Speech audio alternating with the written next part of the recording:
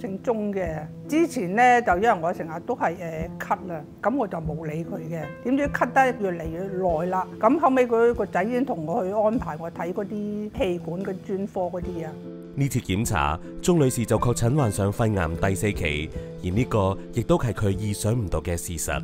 咁我哋就覺得就係啲男人有煙有酒啊，咁就係肺癌啫。但係我哋冇諗到話我哋啲女人咧冇煙冇酒都會話肺癌嘅，就好驚啊，好突然咯。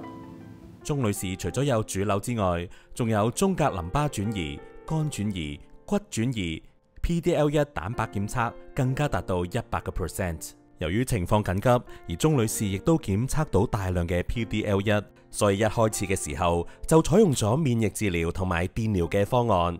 腫瘤、中隔淋巴、肝轉移都受到控制，但喺骨轉移方面就出現咗嚴重嘅情況。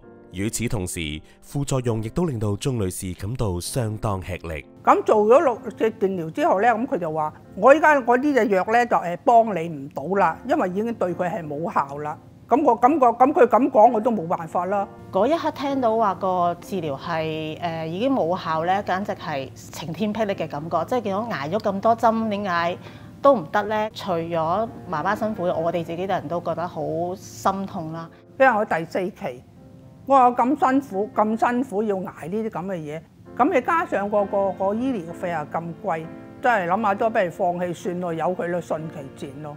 因為鐘女士一開始嘅時候，同時有做基因定序，亦都發現咗 HER2 基因突變，於是李醫生就依照當時嘅檢測結果，迅速為佢制定另一個治療方案。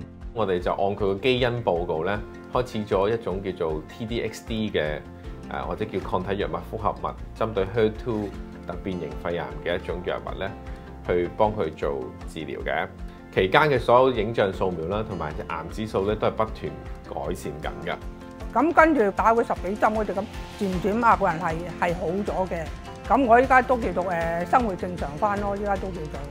咁呢隻藥就係我哋覺得就會比啲傳統嘅化療藥就感覺上好似冇咁辛苦咁樣。Overall 佢而家用咗19針啦，咁見佢都係成個療程度都叫做可以克服到、面對到嘅。咁我覺得呢隻藥係幫到佢咯。抗癌嘅路大家盡有不同，但係只要堅持，唔好放棄，希望尚在人間。捱到今日我都叫做都叫做賺到啦，係咪先？如果希望自己個係身體好啲啊，咁可以同啲細路去下旅行啊，即係玩下食下咁咯。其他我都冇咩話特別要求嘅。